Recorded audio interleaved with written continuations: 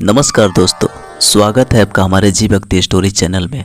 आज के इस वीडियो में हम आपको लक्ष्मण जी के कुछ ऐसे अनजाने रहस्य से रूबरू कराएंगे जिन्हें जानकर आप धन्य हो जाएंगे। तो दोस्तों, अगर आप हमारे चैनल पर नए हैं तो कृपा कर चैनल को सब्सक्राइब कर ले। आइए उस रहस्य के बारे में जानते हैं। सनातन महाकाव्य में रामायण सबसे बड़ा महाकाव्य है। इस महाकाव्य में 3 प्रमुख पात्र हैं।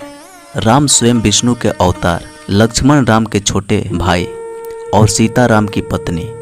आप सब ने राम और सीता के बारे में काफ़ी कुछ जाना होगा, लेकिन हम आज राम के छोटे भाई लक्ष्मण के बारे में जानेंगे। लक्ष्मण एक ऐसा योद्धा थे जो अजीत थे, जिसे मृत्यु मंजूर थी पर हार नहीं। पूरी दुनिया में सनातन महाकाव्य रामायण बेहद प्रसिद्ध है। श्री लक्ष्मण के बिना राम का व्याख्या नहीं किया जा सकता, क्योंकि लक्ष्मण एक अत्यंत महत्वपूर्ण चरित्र भी है। वह भगवान राम के अत्यधिक भक्तिपूर्ण है। लक्ष्मण की निष्ठा, ईमानदारी के साथ साथ उनके स्वभाव के बारे में भी सभी जानते हैं, और उनका न होना भगवान के लिए एक हाथ खोने के बराबर होगा। लक्ष्मण राम के लिए और दुनिया के लिए कितने महत्वपूर्ण थे, इसकी कल्पना करना ही व्यर्थ है, क्योंकि बिना लक्ष्मण के राम ही संभव नहीं थे। बिना लक्ष्मण के श्री राम युद्ध नहीं जीत सकते थे। लक्ष्मण वह महान गुणों वाला किरदार और एक महान चरित्र थे जिसे लोग कम ही जानते हैं। लक्ष्मण ने 14 वर्ष तक किसी महिला का चेहरा क्यों नहीं देखा। क्षत्रिय धर्म में पुरुष या महिला अपने पति या पत्नी के अलावा किसी को नहीं देख सकते, और लक्ष्मण स्वयं सबसे सज्जन व्यक्ति भी थे।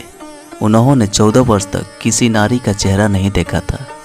वह वनवास के समय अपने भाई राम और सीता के साथ, तब भी उन्होंने अपनी ही भाभी का चेहरा नहीं देखा था। उन्होंने सिर्फ उनके चरणों को देखा। जब वो उनके पैर छूते थे तब सीता के सामने उनकी गर्दन हमेशा नीचे ही रहती थी। इस बात की परिपूर्ण पुष्टि तब हुई जब रावण सीता माता को लंका ले जा रहा था।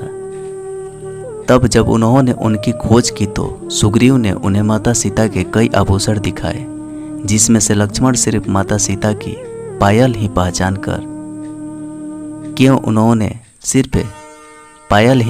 कर सके, क्योंकि उन्होंने सिर्फ उनके चरण देखे थे। पायल को पहचानते हुए लक्ष्मण ने कहा कि उन्होंने पूजा में उनके पैरों पर सिर रखते हुए पायल को देखा था। वह किसी अन्य आभूषण को पहचानने में सक्षम नहीं थे, क्योंकि उसने कभी भी उन्हें करीब से देखने का अनुमान नहीं लगाया था। लक्ष्मण को गूढ़ाकेश क्यों कहते हैं? गूढ़ाकेश अर्थात नींद को पराजित कर देने वाला। जी हाँ, लक्ष्मण गूढ़ाकेश थे। उन्होंने नींद की देवी निंदा देवी को प्रसन्न करके यह वरदान लिया था। दरअसल इस वरदान के पीछे भी एक बड़ी कहानी है।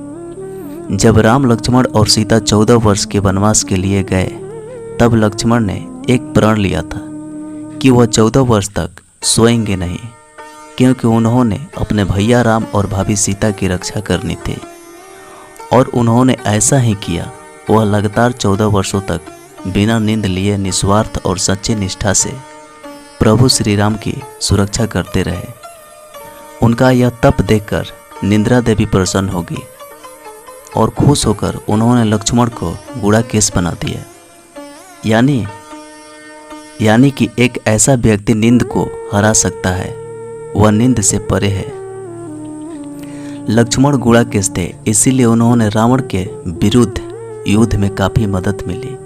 खासकर मेघनाथ को हराने के लिए लक्ष्मण ही सटीक थे, क्योंकि वह सिर्फ उसी व्यक्ति द्वारा मारा जा सकता था जो गूढ़ाकेश है, यानी कि वह सिर्फ लक्ष्मण से ही मारा जा सकता था। चूँकि लक्ष्मण एक ऐसे इंसान थे जिन्होंने नींद पर विजय प्राप्त कर ली थी। लक्ष्मण बलराम के अवतार थे। लक्ष्मण ने एक बार यह बात कही थी, वह राम से छोटे हैं, इसीलिए उनके अपने बड़े भाई राम की प्रत्येक आज्ञा का पालन उन्हें करना ही था। यही वजह है कि लक्ष्मण को भी बड़े भाई बनने का इच्छा तीव्र थी, और अगले अवतार में उनकी यह इच्छा पूरी हो गई।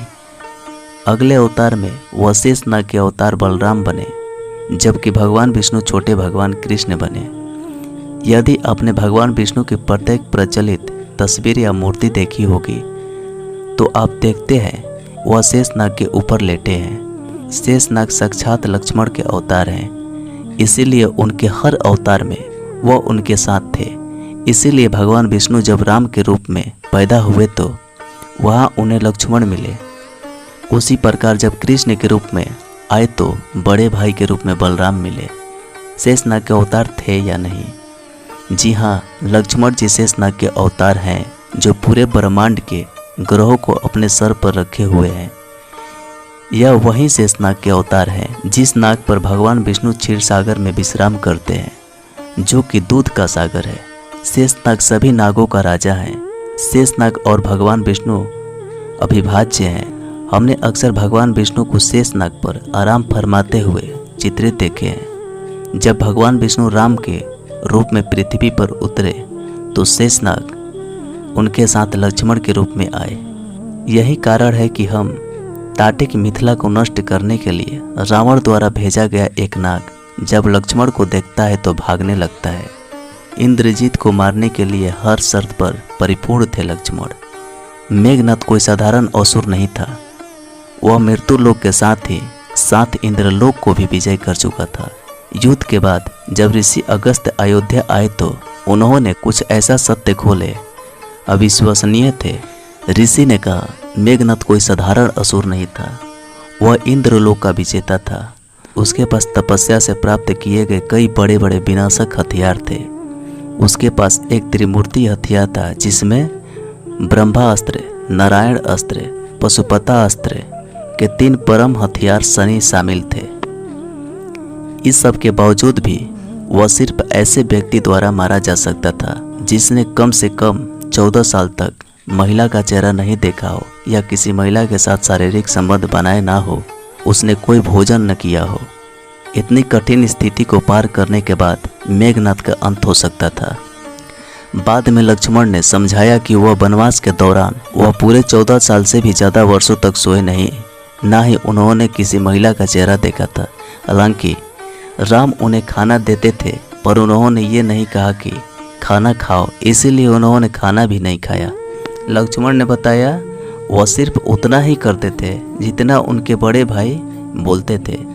जबकि वह वनवास में सीता के साथ रहे फिर भी उन्होंने सीता का चेहरा नहीं देखा, उन्होंने सिर्फ उनके चरण ही देखे थे। इस प्रकार लक्ष्मण उन सभी शर्तों पर खरे उतरे जितने मेघनाथ को मारने के लिए पर्याप्त थे और उन्होंने इंद्रजीत को मार डाला। लक्ष्मण और राम का प्रेम कैसा था? जब राजा दशरथ द्वारा राम को वनवास दिए जाने पर राम ने सबसे पहले अपनी पत्नी सीता को समझाया था। राम अपनी ही पत्नी को समझाने की कोशिश करते हैं और उससे कहते हैं कि अगर वह चाहे तो वह अपने ससुराल वालों के साथ राज्य में वापस पूरी सुख सुविधाओं के साथ रह सकती है। उन्होंने लक्ष्मण से ऐसा कुछ नहीं कहा, ना ही उन्हें समझाने का प्रयास किया, क्योंकि राम जानते थे कि लक्ष्मण किसी भी शर्त पर राम का पीछा छोड़ने वाले नहीं हैं। यदि राम लक्ष्मण को वनवास आने के लिए माना भी करते तब भी लक्ष्मण वनवास में उनका पीछा करने वाले हैं। भगवान राम के प्रिय लक्ष्मण क्यों थे? रावण से युद्ध के दौरान जब लक्ष्मण को मेघनाथ द्वारा शक्ति से लगभग मार ही दिया था तब राम ने इतना विलाप किया था जितना कि उन्होंने अपने पूरे जीवन में कभी नहीं किया होगा। उसी समय राम ने रोते हुए यह बात स्वीकार की थी वह अयोध्या में बिना धन के रह सकते हैं, बिना सीता के रह सकते हैं, लेकिन वह लक्ष्मण के बिना नहीं रह सकते। इसीलिए राम का प्रेम लक्ष्मण के प्रति अद्वितीय था और लक्ष्मण राम के बहुत प्रिय थे।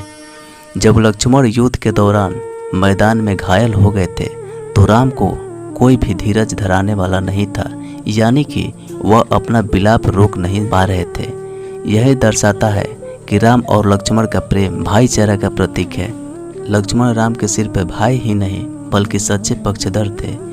यूँ तो लक्ष्मण ने अपना पूरा जीवन ही राम की सेवा में लगा दिया, लेकिन उस समय लक्ष्मण की भूमिका देखने लायक थी जब राम पागलों की तरह सीता के वियोग में थे। तुलसीदास जी कहते हैं जब सीता चली गई तो राम की स्थिति एक छोटे बालक अबोध बालक की तरह हो गई थी, जो घंटों किसी प्रिय खिलौने के रोते हुए रहता था। ऐसे में लक्ष्मण छोटे होने के बावजूद भी बड़े भाई की तरह राम को सांत्वना और शक्ति देते थे, उन्हें समझाते थे, यहाँ तक कि राम को सकारात्मक होने में मदद करते थे। जब राम एक पागल की तरह लगातार रोते थे, वह जंगलों में सीता के ठिकाने के बारे में जानने के जंगल में पेड़ों, फूलों, पौधों, जानवरों से पूछते रहते और अक्सर उदास और तड़पते हुए जमीन पर बेहोश होकर गिर जाते थे। जबकि लक्ष्मण ने ऐसे समय में उन्हें खूब प्रेरणा देकर उत्साहित करने का काम किया। इसीलिए लक्ष्मण राम के सिर्फ भाई ही नहीं बल्कि सच्चे पक्षधर भी थे। लक्ष्मण के गुरु कौन थे? जो आपको सिखाता है वह आपका गुरु होता है। इसी तरह से राम लक्ष्मण के सिर्फ भाई ही नहीं बल्कि पिता और गुरु समान भी थे, क्योंकि राम के गुरु विश्वामित्र ने राम को कई अस्त्रों और शस्त्रों में दीक्षित किया और राम वह लक्ष्मण के गुरु बन गए। राम ने बदले में यही सब शिक्षा लक्ष्मण को दी और लक्ष्मण के गुरु बन गए। लक्ष्मण की मृत्यु कैसे हुआ? पृथ्वी पर अपने कर्तव्य को पूरा करने के बाद राम ने विचार किया कि अब बैकुंठ को लौटना चाहिए और थोड़ा विस्तार से सोचा विचारा करके राम ने यमराज को आमंत्रित करने का फैसला लिया। यमराज आए, लेकिन यम ने राम के सामने एक शर्त रख दी। यमराज ने कहा कि उनके बीच होने वाली बातचीत गोपनीय रहनी चाहिए। यमराज ने कहा उनकी बातचीत के दौरान जो कोई भी कमरे में प्रवेश करेगा उनकी मृत्यु हो जाएगी। यही कारण था कि राम ने लक्ष्मण को दरवाजे की रखवाली का जिम्मा सौंपा ताकि कोई भी व्यक्ति कमरे में प्रवेश न कर सके।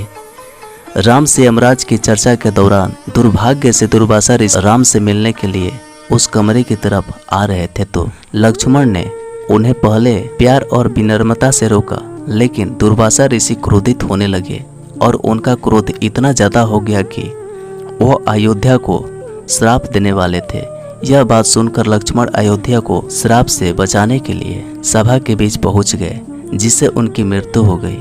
हालांकि पौराणिक कथाओं के अनुसार यह बात पहले ही तय थी कि लक्ष्मण को राम से पहले ही बैकुंठ जाना था, क्योंकि वह शेषनाग के अवतार थे और विष्णु के बैकुंठ लौटने से पहले उन्हें वापस लौटना पड़ा था। तो दोस्तों, अगर आपको यह वीडियो अच्छी लगी और कहानी अच्छी लगी तो कृपया कर आप हमारे चैनल को सब्सक्राइब कर लें और वीडियो को एक लाइक जरूर देकर जाइएगा।